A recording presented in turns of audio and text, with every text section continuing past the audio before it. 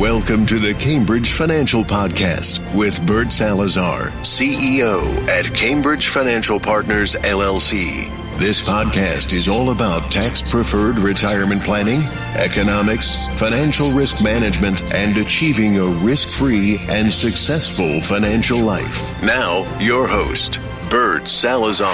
Bert Salazar. Bert Salazar.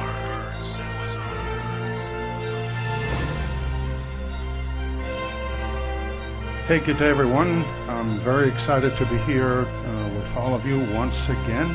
This is episode number 98 of your Tax-Free Life podcast, and we've been doing this now for quite some time, and we're getting a tremendous amount of feedback from most of you that are actively listening to our podcast on a weekly basis, and we bring you a lot of good education and information to all of you.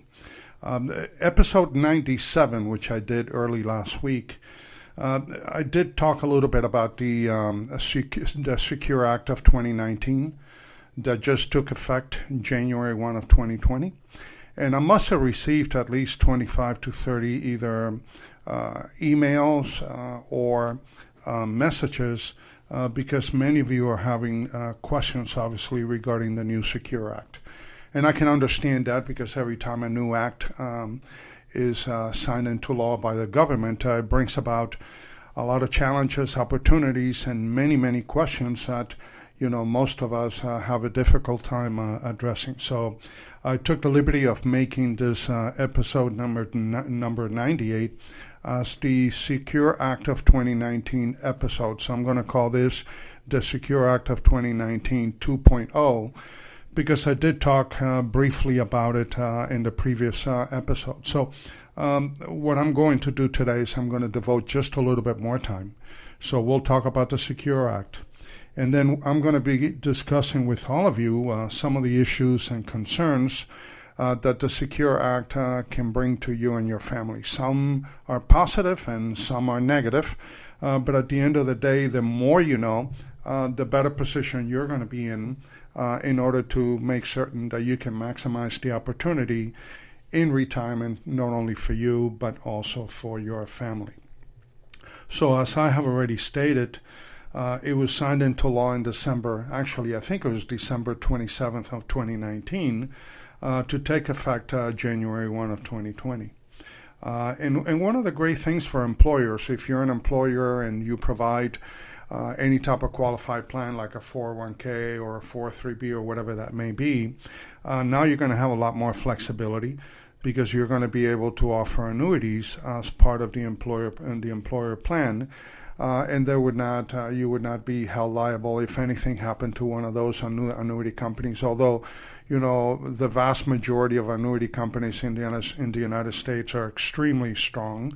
But employers are always concerned about any potential liabilities in the future. So the Act actually provides safeguards in order to protect the employer and employers that would like to offer annuity, 401ks, and so forth to their employees. So that's a good thing. Now, age limit has been eliminated for traditional IRA contributions. And we talked a little bit about that last week. It used to be 70 and a half.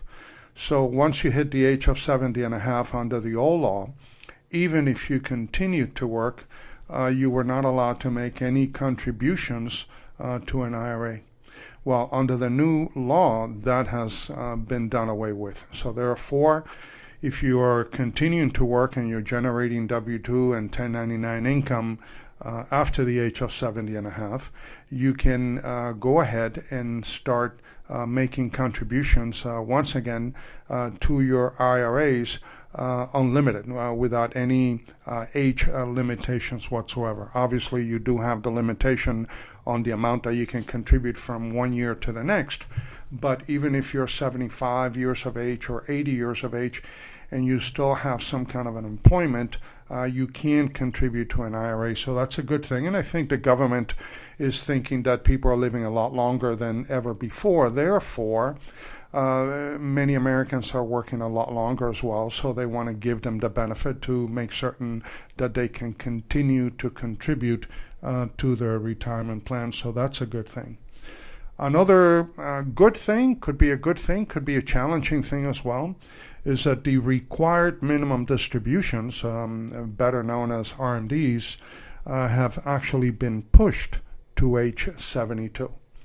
So if you're in retirement, you all know that if you have any type of qualified plan like an IRA or 401k or 403b and or any other type of pension plan, between the ages, under the old law, between the ages of 59 and a half and 70 and a half, you could have done whatever you wanted. If you wanted to leave the money there, you could. If you wanted to take money out 1 year and not the other, you could do that. Prior to 59 and a half, unless you met certain exigent circumstances, you would have to pay taxes and penalties, what is known as premature distribution, prior to age 59 and a half. And then obviously by age 70 and a half, you needed to start taking money out of your qualified plans, whether you needed the money or not. And if you didn't do that, then not only would you have to pay taxes on the amount of money that you were supposed to take out, but you didn't, but you were going to have to pay a 50% excise tax on top of that penalty on those monies that you never took out, although you were obligated to do so. Under the new law, it has been extended to age 72. So now you have the new window would be 59 and a half and age 72, which means that you kind of bought an extra 2 years in which you could allow your qualified plans to continue to grow on a tax-deferred basis if you don't need the money. Now, if you do need the money, then it's a moot point anyways, because you were going to start taking money out probably even sooner than 70 and a half, let alone age 72 from that perspective. There's an exception that doesn't apply to the vast majority of my clients. There's a new exception to the 10% penalty for birth and or adoption. And it's limited to $5,000 lifetime, so you can take money out of your qualified plans and not have to pay any penalties, as long as you were going to use it for a new birth or an adoption. And then the IRS does give you the ability to, if you want to put the money back, you can recontribute that money back at any time in order to pay it back into your qualified plan. So that's a good thing, especially for those of you that are still in the process of having children and growing a family. Now, one of the bad things that has happened under the new tax law is that the Stretch IRA has been eliminated for most beneficiaries with a new 10-year rule. In the old days, if you were a beneficiary to an IRA, and let's say you were 40 years of age, you could have stretched that IRA to your mortality. So if the mortality rate for you would have been, let's say, 86 years of age, then you could have stretched that beneficiary IRA that you inherited over your lifetime. That would give you the benefit of not having to pull that money out so quickly, allow that money to continue to grow on a tax-deferred basis. You were only obligated to take that required minimum distribution on an annual basis, but because it was going to be stretched over your lifetime, then the distribution was going to be minimal and it was not going to have a major impact, but then your assets would have continued to grow on a tax-deferred basis. Well, that has gone away starting as of January 1 of 2020. Now, there are some exceptions to the 10-year rule, and the exceptions are applicable to, let's say, surviving spouses, minor children, disabled individuals, the chronically ill, and beneficiaries no more than 10 years younger than the original IRA owner. Anybody else, the rules don't apply. So if you have a parent that passes away and they leave you $500,000 in an IRA, and you happen to be 40 years of age or 50 years of age, you can no longer stretch those distributions throughout your lifetime. Now you have to empty that account within a 10-year period. And that's an interesting thing along those lines, because what the IRS is forcing Americans to do is forcing each and every one of us who's going to be a beneficiary of an IRA or a 401k at some point in time in the future to actually expedite the distribution, and therefore the IRS is going to generate more income at a faster pace than it would be under the old law. So that's something that we need to pay attention to. If you happen to be the owner of an IRA and you have beneficiaries, and obviously there's planning that needs to be done, and the quicker that you can get that plan done, the better off you're going to be moving forward into the future, not only for the benefit of yourself, but also for the benefit of your family. So what are some of the issues and concerns that the Secure Act of 2019 is bringing to the forefront at this point? I think one of the big issues is something that I talk about often, is that you need to start looking at your decision-making capabilities and your decision-making process not only through a microscope, but also look at it through a telescope. Because unless you look at your decision-making process and unless you look at your assets through a telescope, chances are you're going to be making financial mistakes that otherwise you would have never made had you looked at your decision-making process through a telescope. And we'll talk about some of these today.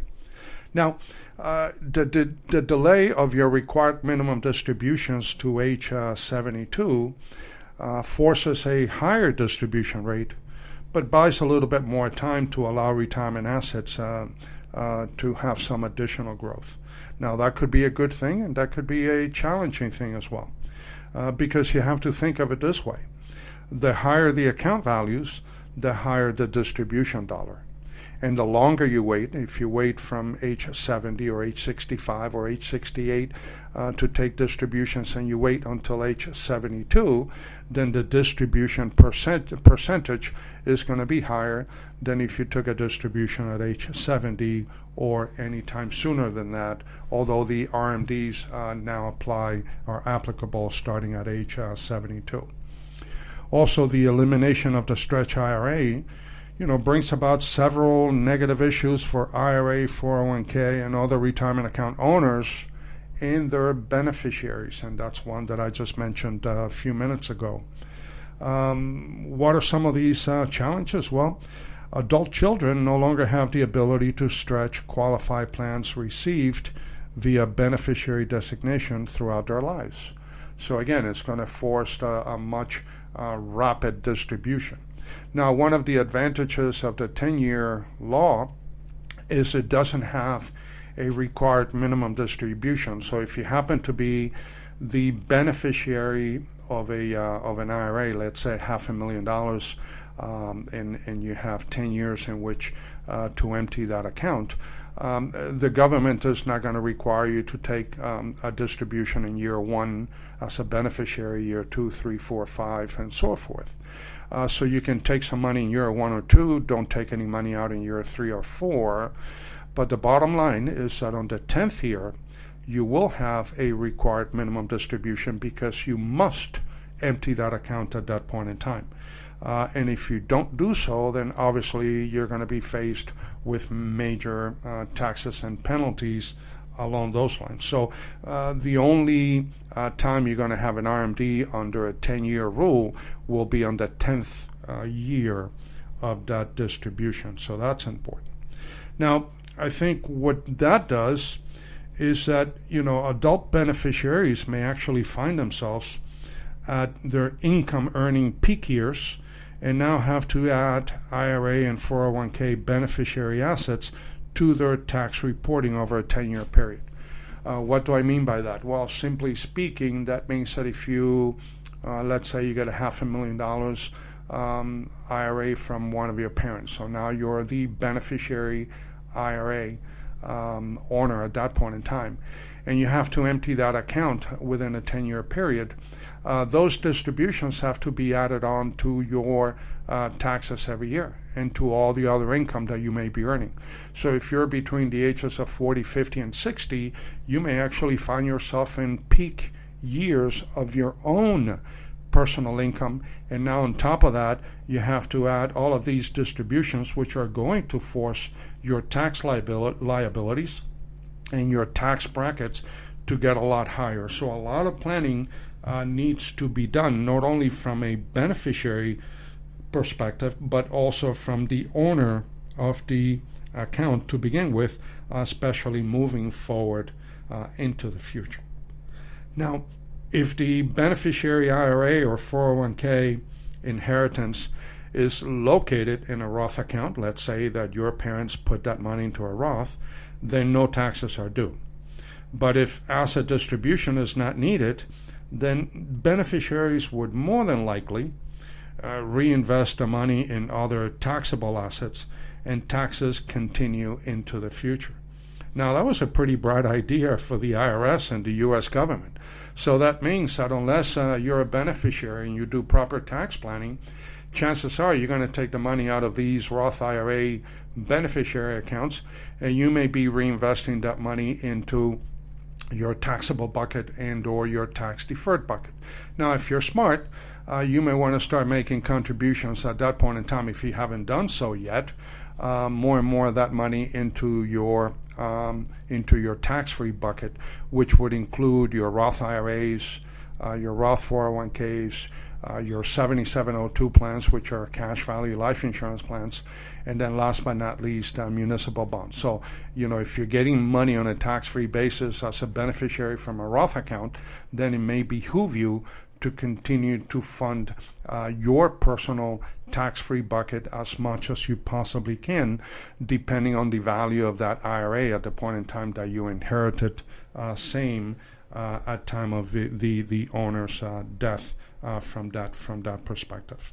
Now, the IRS beneficiary acceleration law, this is what I call it, is nothing more than a beneficiary acceleration law, is forecasted to bring approximately $16 billion in additional tax revenues to the IRS and the U.S. government over the next 10 years. So if you're a parent and you're an account owner of an IRA at this point in time under the new system and under the new law, you may need to determine, how much money would ultimately be left for beneficiaries and identify possible options. I have a number of clients that have a lot of money in IRAs and 401ks, but they have done so well from a financial standpoint that they really don't need that money. The only reason why they're taking money out of those accounts now is because otherwise they're going to have to pay taxes and penalties. By the way, if you turn 70 and a half in 2019, then the new law is not applicable to you. You still have your required minimum distribution no later than April 1st of the year following the year that you turn 70 and a half. So if you turn 70 and a half in 2019, you must take your first distribution or RMD no later than April 1st of 2020. But if you didn't turn 70 and a half and you were younger than 70 and a half in 2019, then the new law applies to you, which is now at age 72. Now, there are a number of things that IRA owners can do in order to mitigate, as long as they have time on their side and as long as they're still fairly healthy. But they can do a number of things in order to mitigate some of these things that the whole family may be facing at some point in time in the future once the IRA owner were to pass away. Number one, IRA and 401k owners may use their required minimum distributions, if not needed, and purchase life insurance to protect beneficiary assets. So one of the things that they can do is, by the way, even if you're younger than age 72, but you know that you want to leave those assets to your beneficiaries, and start taking the money out. Take the money out, pay the taxes, which, we're in the third lowest historical tax rate in our country's history. So take that money and buy life insurance. The death benefit of a life insurance contract is totally tax-free to all beneficiaries. So that would be a great way to reduce those potential liabilities in the future. If you have IRAs and 401ks as an account owner, you may also spend down retirement assets. So start taking not only the interest that those IRAs and 401ks are producing for you, but also take out the principal. And if you take out a portion of the principal and you can take it out, you can do a spend down over 5 years, 10 years, 15 years, 20 years, depending on the value that you have in those IRAs and 401ks, and also depending on your age. You can start taking a portion of those excess distributions and purchase a guaranteed life insurance contract once again. And the reason for that is that the death benefit of a 7702 plan will be totally tax-free to the beneficiary. So whether they're your children or grandchildren, you can really create a tremendous amount of wealth by using guaranteed life insurance contracts that the IRS is not going to be able to touch from a taxable standpoint. Something else that you can do is you may need to accelerate your Roth conversions. So you can start converting some of your IRAs and 401ks to a Roth, and do that at a faster pace in order to at least avoid future tax liabilities, not only for yourselves, for themselves as owners, but also for their surviving beneficiaries other than the ones who are exempt. So a combination of taking distributions and roll those distributions and do a Roth conversion, pay the tax today, because in order for you to get into the tax-free bucket, you have to be able to pay the tax today. But then once you're inside that tax-free bucket, you'll never have to pay taxes on those dollars and the growth of those dollars for the rest of your life. And your beneficiaries will benefit tremendously from that, because if they're not going to have to pay taxes once they become beneficiaries of an IRA or 401k. So that's a great thing. And then obviously those Roth conversions can also be paired up, with taking additional distributions out of IRAs and purchasing life insurance. So now you can really set up a Roth on steroids, as I call it. So take a portion, maximize your contributions to your Roth IRAs, and then on top of that, buy guaranteed life insurance. And if you're going to do it as a death benefit only, there are many different other sources and other types of policies that you can use. I'm not going to go into detail on these, but I will go through them in episode 100 in the next couple of weeks, and I'm going to give you all kinds of information as to what you can do with your tax-free bucket in order to reduce your tax liabilities in retirement, and most important, provide income for life that you cannot outlive. So I'm hoping that this information that I'm giving you today on the Secure Act, and there's a lot of other clauses in the Secure Act that doesn't apply to you. By the way, this is a $1.4 trillion act, so there's a lot of stuff there that is not applicable to any of us, and most of it goes to government spending and so forth. But at the end of the day, because many of you have been asking me to kind of go into a little bit more details, then, obviously I wanted to just do this episode just for that purpose. So always remember that, whenever the government changes a law, you need to understand where you're at financially and what are some of the things that you can do in order to mitigate any potential tax liabilities. Because at the end of the day, if you understand the rules of engagement, then you're going to always be able to apply those rules for yourself and your family. So if you have any additional questions, please feel free to reach out to me. You can call me at area code 786-766-1042. Again, 786-766-1042. Or you can send me an email with your questions at Bert, B-E-R-T, at GablesTaxGroup.com. And as I always say at the very end of each and every one of the podcasts that I do for all of you, my goal and that of my firm is to kind of help each and every one of you change the way that you see things. because when you change the way that you see things, the things that you see change. So again, thanks very much for giving me a few minutes of your time today, and I'll talk to you again next week. Take care. Bye-bye.